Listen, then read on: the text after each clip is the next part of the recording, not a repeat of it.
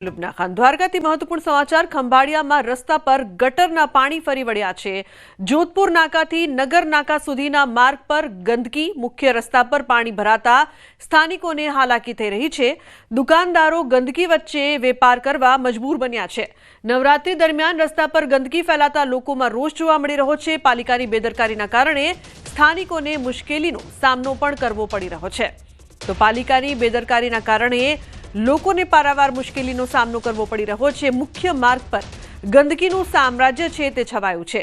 ઉલ્લેખનીય છે કે દ્વારકામાં વારંવાર રજૂઆત છતાં પણ આ વિસ્તારમાં જે પ્રકારની સમસ્યાઓ લોકોને થઈ રહી છે, લોકો ત્રાહિમામ પોકારી ઉઠ્યા છે। રસ્તા પર ગંદકી ફેલાતા લોકોમાં રોષનો માહોલ છે। તો રસ્તા પર ગટરના પાણી ફરી વળ્યા છે। દ્રશ્યોમાં આપ જોઈ શકો છો કે કેટલો ખરાબ આ રસ્તો છે, ગંદકીનું સામ્રાજ્ય છે। મુકુંદ જોડાયા છે ફોન લાઈન પર વધુ માહિતી આપવા માટે। મુકુંદ, શું વધુ માહિતી? આટલો ગંદો રસ્તો છે, લોકોને મુશ્કેલીનો સામનો કરવો પડી રહ્યો છે। મુકુંદ જી, વાત કરવામાં આવે તો દેવભૂમિ દ્વારકા જિલ્લાનું મુખ્ય મથક જામખંભાળિયા આવેલું છે। આ જામખંભાળિયાની મુખ્ય બજારો હાલ તહેવારો નજીક છે ત્યારે વિના વરસાદે નદી જેવા દ્રશ્યો જોવા મળી રહ્યા છે। ભર બજારમાં જે ધસમસતા પાણીના પ્રવાહ છે તે વરસાદના નથી પરંતુ ગટરના પાણી ફરી વળ્યા છે। હાલ તહેવારો સમયે લોકો ખરીદી કરવા આવતા હોય છે ત્યારે ખંભાળિયાની આ ભર બજારમાં ગટરના ગંદા પાણીથી વાહન ચાલકો તેમજ રાહદારીઓ પણ પરેશાન છે, સાથે વેપારીઓ પણ મુશ્કેલીમાં મુકાયા છે, કારણ કે આ ગટરનું ગંદુ પાણી ખંભાળિયાની મુખ્ય બજારમાં ફરી વળ્યું છે। અને પાલિકા તંત્રને સ્થાનિકો કહી રહ્યા છે કે અનેક વખત રજૂઆત કરી છે પણ જે સમસ્યાનો હલ છે તે હજી પણ થયો નથી। જી બિલકુલ મુકુંદ, આભાર સમગ્ર માહિતી બદલ। તો રસ્તા પર ગટરના પાણી ફરી વળ્યા છે। છોટાઉદેપુરમાં સિમેન્ટ ભરેલી ટ્રક પલટી જતા અકસ્માત, ચાલકે સ્ટીયરિંગ પરથી કાબુ ગુમાવતા અકસ્માત સર્જાયો છે। રોડની વચ્ચોવચ્ચ ટ્રક પલટી જતા ટ્રાફિક જામ થયો છે। ટ્રક ચાલકને ઈજા પહોંચતા સારવાર માટે ખસેડવામાં આવ્યો છે। સદનસીબે ઘટનામાં કોઈ જાનહાનિ નહીં। તો ટ્રક ચાલકને ઈજા પહોંચી છે। રોડની વચ્ચોવચ્ચ જે પ્રકારથી ટ્રક ચાલક અહીં જોવા મળી રહ્યો છે, ઘટનામાં કોઈ જાનહાનિના અહેવાલ નથી। ટ્રક પલટી જતા અકસ્માત સર્જાયો હતો। તો છોટાઉદેપુરમાં સિમેન્ટ ભરેલી ટ્રક છે તે અચાનક પલટી ગઈ હતી। રોડની વચ્ચોવચ્ચ ટ્રક પલટી જતા ટ્રાફિક જામ પણ સર્જાયો હતો। ટ્રકને ખસેડવા માટે હાલ કામગીરી કરવામાં આવી રહી છે। ટ્રક ચાલકને ઈજા નથી પહોંચી વધુ અને આ ઘટનામાં કોઈ જાનહાનિ નથી થઈ।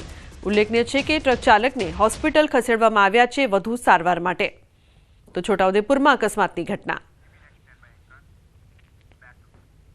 સુરતમાં ઓએનજીસી બ્રિજ નીચે કારમાં આગ લાગી છે। કારમાં આગ લાગતા ટ્રાફિક જામ થયો છે। શોર્ટ સર્કિટના કારણે આગ લાગી। ફાયર વિભાગે આગ પર કાબુ મેળવ્યો છે। સદનસીબે જાનહાનિ ટળી છે। તો સદનસીબે જાનહાનિ ટળી છે। સુરતની આ સમગ્ર ઘટના, કારમાં આગ ભભૂકી ઉઠી હતી। ઉલ્લેખનીય છે કે આગ ભભૂકી ઉઠતા લોકો છે ત્યાં એકઠા થઈ ગયા હતા। આગ પર હાલ કાબુ મેળવાયો છે। આગ કઈ રીતે લાગી તે અંગે કોઈ જાણકારી સામે નથી આવી। સદનસીબે જાનહાનિ ટળી। ભરૂચમાં એટીએમ મશીનની કનેક્ટિવિટીમાં સમસ્યા સર્જીને બે ગઠિયાઓએ ઠગાઈ કરી હોવાનો ચોંકાવનારો કિસ્સો સામે આવ્યો છે। 532 સર્કલ પાસે એસબીઆઈના એટીએમ મશીનની કનેક્ટિવિટી તૂટવાથી તસ્કરોએ 22 ટ્રાન્ઝેક્શન્સ મારફતે 2.9 લાખની ચોરી કરીને ફરાર થઈ ગયા હતા। પરંતુ બેંકમાં તપાસ દરમિયાન કેશ ડિપોઝિટ મશીનમાં બેલેન્સ ચેક કરતા તેમાં 2.9 લાખ રૂપિયા ઓછા આવતા મશીનનું સ્ટેટમેન્ટ કાઢીને ચકાસણી શરૂ કરાઈ છે। તો એટીએમના સીસીટીવી તપાસતા તસ્કરોની કરતૂતનો ભાંડો ફૂટ્યો છે। સીસીટીવીમાં તસ્કરો એટીએમ સાથે છેડછાડ કરી પૈસા કાઢતા પણ દેખાયા હતા, જે બાદ બંને તસ્કરો સામે પોલીસ ફરિયાદ નોંધાઈ છે। પોલીસ ફરિયાદના આધારે આરોપીઓની શોધખોળ પણ શરૂ કરવામાં આવી છે। દ્વારકાના કલ્યાણપુરના ગાગા ગામે આવેલ સરકારી જમીન પરનું દબાણ દૂર કરાયું છે। સરકારી ખરાબાની જગ્યા પર થયેલ ધાર્મિક સ્થળ પાસેનું દબાણ દૂર કરાયું છે। તો ધાર્મિક સ્થળ પાસે બનેલા કમ્પાઉન્ડ હોલ, જમણવાર હોલ તથા 7 ઓરડા સહિત અંદાજિત 13,476 ચોરસ મીટર જમીન પરનું દબાણ દૂર કરાયું છે। અંદાજિત 42 લાખની કિંમતની સરકારી જમીન પરના ધાર્મિક દબાણો તંત્ર દ્વારા દૂર કરાયા છે। ચુસ્ત પોલીસ બંદોબસ્ત સાથે દબાણ દૂર કરવાની કાર્યવાહી કરવામાં આવી છે।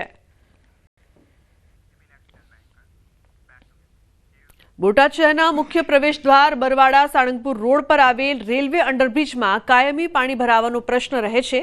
6 વર્ષથી બનેલ તેમજ 27 કરોડ રૂપિયાના ખર્ચે બનાવવામાં આવેલ રેલવે અંડરબ્રિજમાં વગર વરસાદે પાણી ભરાયેલા છે। અહીં વરસાદ ન હોય ત્યારે પણ જમીનના તળમાંથી પણ પાણી બ્રિજની અંદર આવે છે અને સ્વિમિંગ પુલ જેવી સ્થિતિ સર્જાય છે। ત્યારે બોટાદના મુખ્ય પ્રવેશ દ્વાર સમાન આ રેલવે અંડરબ્રિજમાંથી રોજ નાના મોટા વાહનો પસાર થતા હોય છે, ત્યારે ચાલકોને ભારે પરેશાની થાય છે। ત્યારે બોટાદના રાષ્ટ્રીય એકતા મંચના હોદ્દેદાર કાર્યકરો દ્વારા પાણીમાં સ્નાન કરીને અનોખું વિરોધ પ્રદર્શન કરાયું હતું। હવે આ કહેવાતો અંડરબ્રિજ 1 મહિના પહેલા વરસાદ જતો રહ્યો છે, છતાંય અહીંયા પાણી ભર્યું છે અને કલાક પહેલા એક બાઇક અને રિક્ષાવાળાનું એક્સિડન્ટ થયું છે।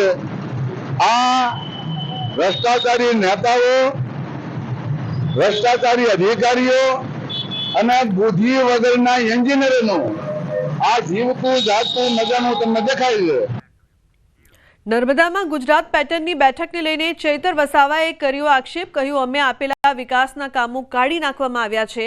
આવનારા દિવસોમાં જો લોક ઉપયોગી કામો નહીં કરાય તો ધરણા કરવામાં આવશે। આમ ભ્રષ્ટાચાર અને વિકાસના કામોની ઢીલી નીતિને લઈને વિરોધની ચીમકી ઉચ્ચારી છે। તો આ તરફ બેઠકને લઈને સાંસદ મનસુખ વસાવા અધિકારીઓની ઝાટકણી કાઢતા નજરે પડ્યા હતા, જેને લઈને ચૈતર વસાવાએ કહ્યું કે તેઓ અમારા વડીલ છે, પણ તેઓને મારા જેલમાંથી મુક્ત થવા પર બળતરા થતા હશે। હકીકતમાં તેઓ અધિકારીઓ સાથે મળેલા છે। આ મીટિંગમાં અગાઉ અમે જે પણ પ્રકારના કામો આપ્યા હતા એ કામો કાઢી નાખવામાં આવ્યા છે અને કેટલાક અધિકારીઓએ બહારના એનજીઓ કોન્ટ્રાક્ટરો સાથે મળીને બિનજરૂરી કામો મંજૂર કરી દીધા છે। ત્યારે એમાં અમે વિરોધ દર્શાવ્યો છે અને આવનારા દિવસોમાં જો લોક ઉપયોગી કામોનો સમાવેશ કરવામાં નહીં આવશે તો કલેક્ટર કચેરી ખાતે ધરણા પ્રદર્શન અને આંદોલનો પણ થશે। અમારા વડીલ છે, અમે પણ એમના પરથી ઘણું શીખીએ છીએ, પણ મારા જેલમાંથી છૂટી જવાથી મનસુખભાઈને બળતરા થયા હશે તો આવું બોલતા હશે એવું હું સ્પષ્ટ માનું છું। ના હું નહીં, તમે મીટિંગ જ કેમ ખોટી રાખીને અમને કેમ જાણ ના કરી? પહેલા તો એ ખુલાસો કરો। સુધારા વધારા વાત બરોબર છે, એક પરંપરા છે કે સુધારા વધારે અધિકારીઓ બેસીને સુધારા વધારો કરવાનો હોય, પદાધિકારીને બધા નથી બોલાવવાના હોતા।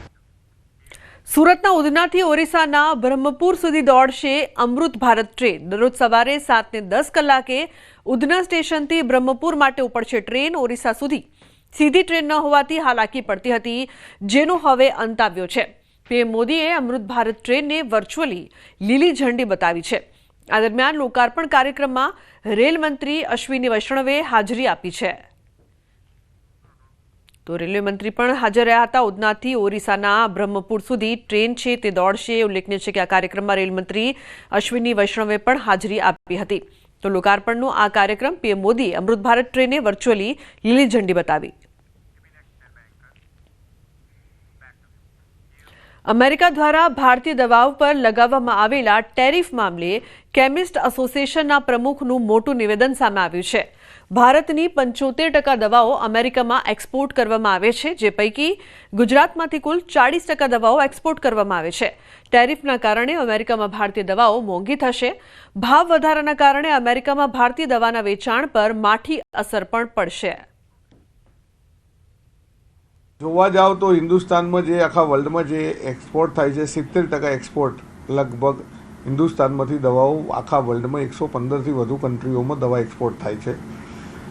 આજે 45%થી વધુ દવાઓ તો ખાલી ગુજરાતમાંથી જ એક્સપોર્ટ થાય છે।